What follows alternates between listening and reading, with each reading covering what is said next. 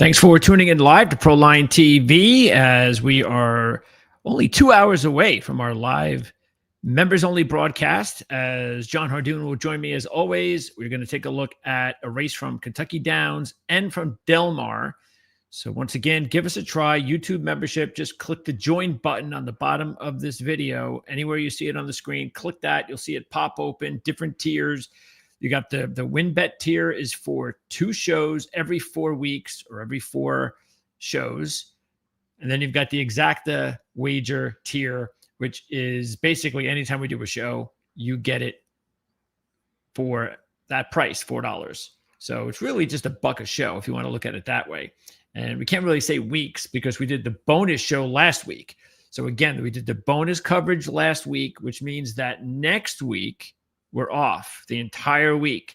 Okay, so this is one more show coming up tonight, and then we're off a week, and then we're back again for a big day of racing in Pennsylvania, the Pennsylvania Derby.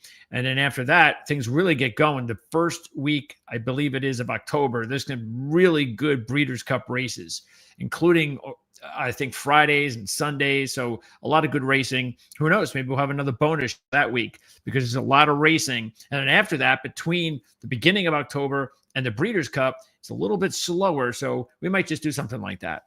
All right. So anyway, I also want to let everybody know that there is a rain shower in my area and lightning. And anytime there's lightning in the area where I am, if you see me disappear, frozen actually on the screen, and that means that I would just leave and we'll have to reschedule it later, because that means I have been knocked off for a fraction of a second. And even just that quickly means I won't be able to boot back on for 10 minutes. So if that happens, you see me frozen, we'll do this again, promise you. So let's just try to get through this as quickly as we can so nothing like that happens. Okay.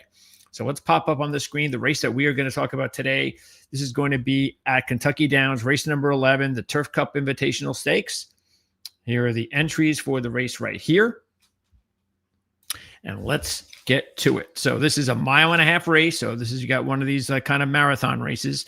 And obviously it's turf. It should go off about 6:21 on Saturday. It's one of the last races on the card on Saturday at Kentucky Downs. And we're going to be doing race 6 tonight. 6 tonight. Kentucky Downs on Saturday with John Hardoon. We're also doing a race at Del Mar on the show tonight. So this is race 11, and let's get to it. So let me pop up my notes. Here they are. Let's magnify them as best I can. Okay. And we'll start here. All right. So we are going to go with, by the way, the morning line favorite is the 6, and that is going to be Grand Sonata, a 4-1 shot. So not bad. The odds are not bad. But we have a long shot here. The 1, maybe see if I can get a little bit more. There you go. All right. So we got the 1, Divine, or Divin, I should say, Propos, Divin Propos. Very strange name. Anyway, the race is for 3-year-olds and up. This is a 5-year-old horse with a new trainer. Safi Joseph takes over. 20-1 shot. As you can see, ran a couple of 9s to start the season, which was nice, but then went the wrong way. Usually you would expect after a couple of 9s, maybe a little bit forward movement. Didn't happen. The horse went backwards. Now we got a trainer change. Look, what you notice is this time last year, who also has a 9, and he had a couple of wins, 2 wins out of 3, but they were on Lasix. Changes now off of Lasix, goes on all these graded stakes races. I think this is his 6th, 7th in a row, and we only have 1 runner-up finish. That's it. So I just don't see anything here that leads me to believe that this is the long shot to go with. The 2 is El Razine. I read Ortiz Jr. on board. This is 1 of 2 by Pletcher. 2 wins out of 10 lifetime. Not a lot of money so far made by El Razine. Also going the opposite direction. Ran a 7 in April. And as you can see, they're 11-12 last 2 starts. So that's not what we want to see.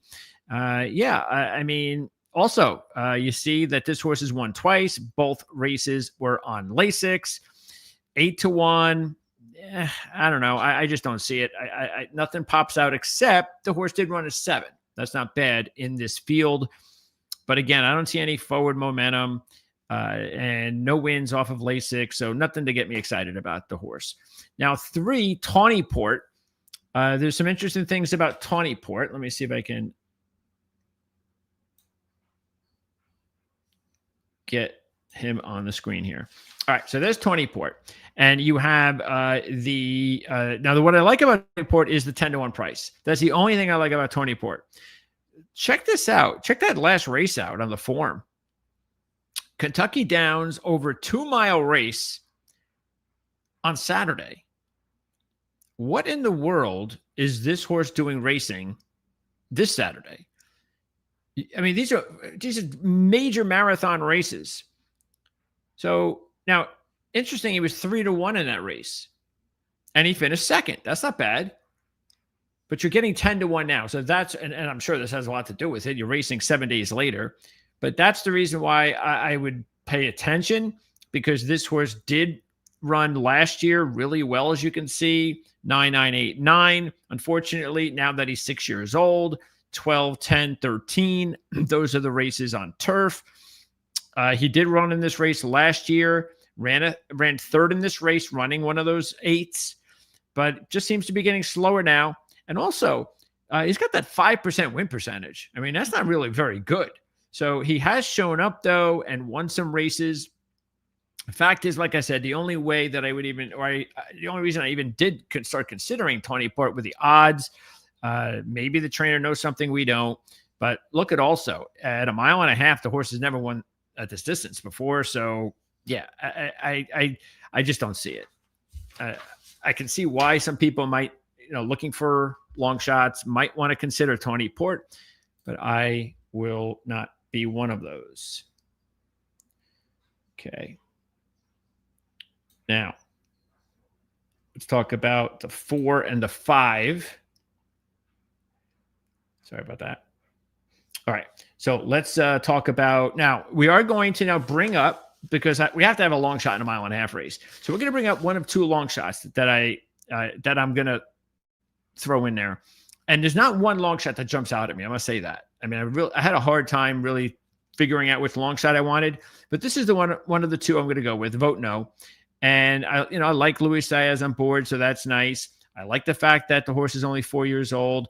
I like the fact that the horse is not only won at this distance, but also won a race at Kentucky Downs. So I think that's very helpful.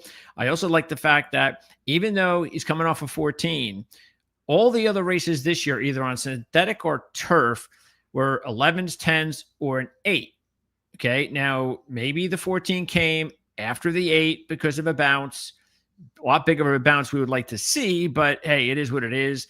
So I think that there are some ways to look at a 30-1 horse and say, all right, I'm looking for a long shot. He's there. He's somebody I'll take a look at. It's not my pick.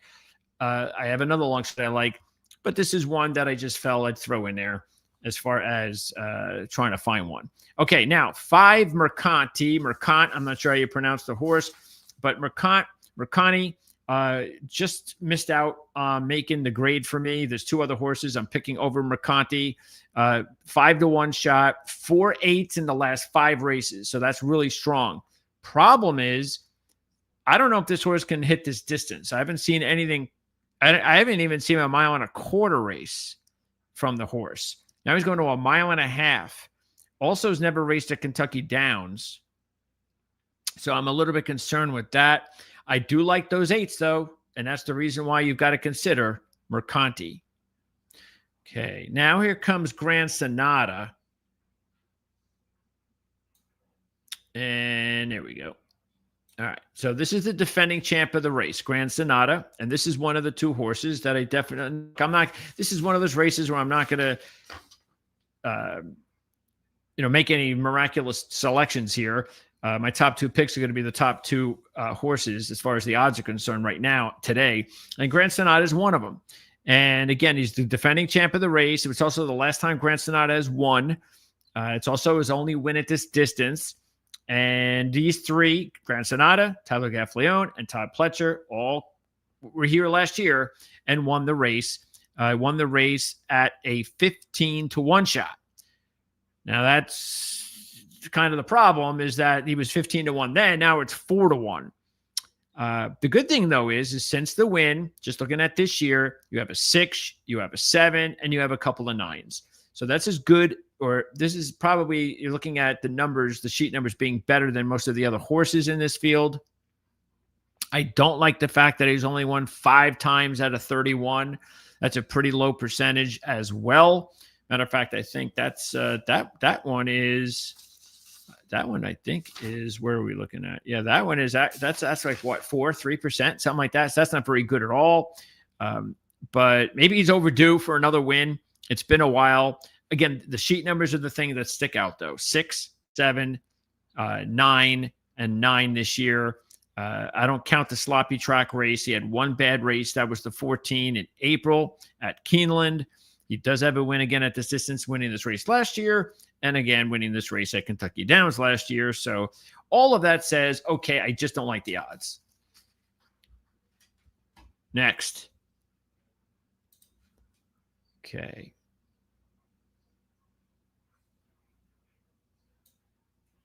Let's go with the 7 and the 8, Utah Beach and Old Crazy Bone. Get that out of there. Okay. So Utah Beach has Joel Rosario on board at 6 to 1. Grade 2 win, grade 3 win. The thing that really sticks out about Utah Beach, you have to like, this is the best horse in the field at this distance. 50% wins, 4 out of 8.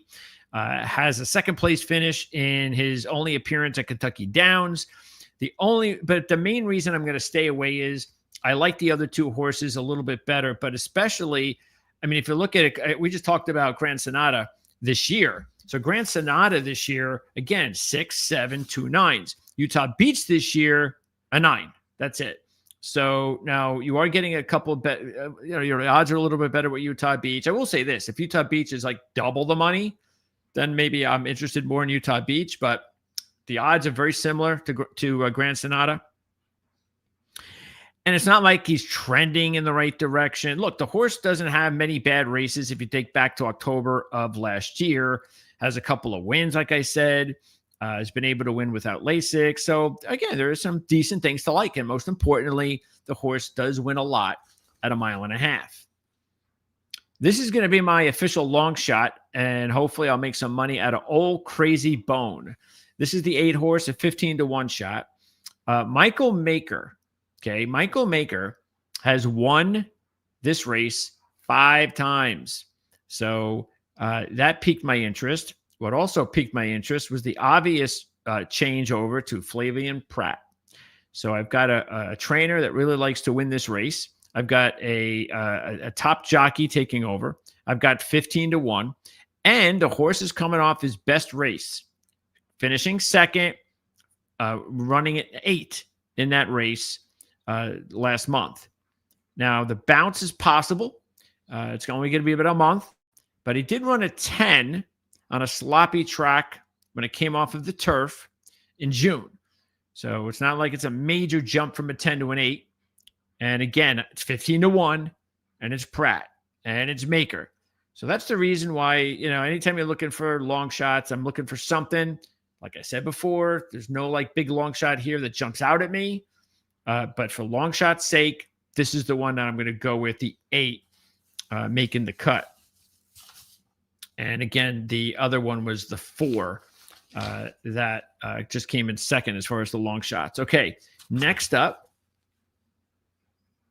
Oh, going the wrong way.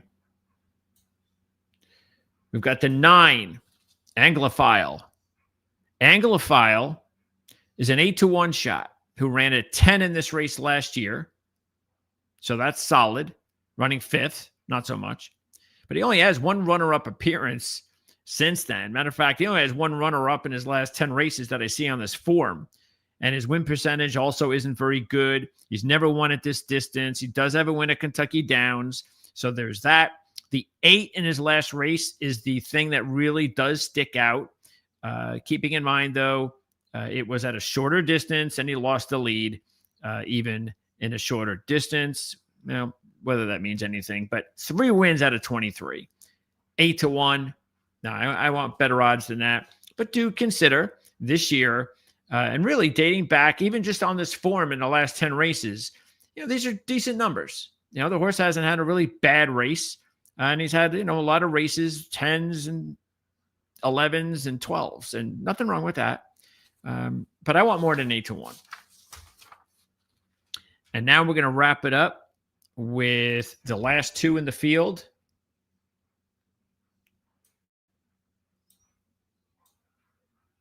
And we've got the 10, Corruption, a 6-1 shot. Jose Ortiz on board.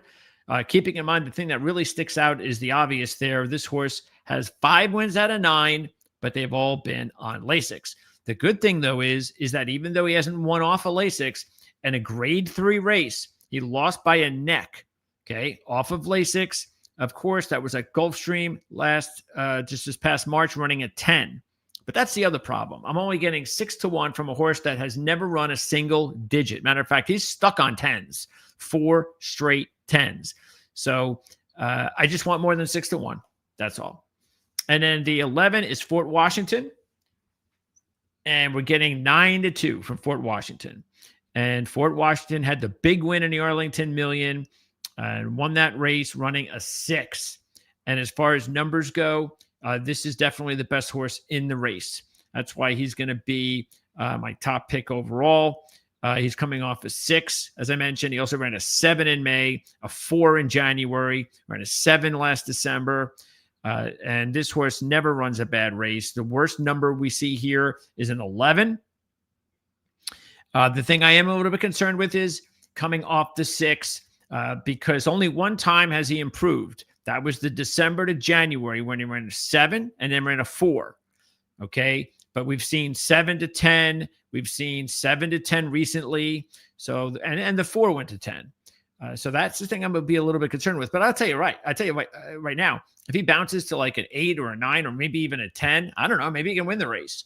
So he's 9-2. I'm not worried about the post position in a long race like this with a closer like Fort Washington.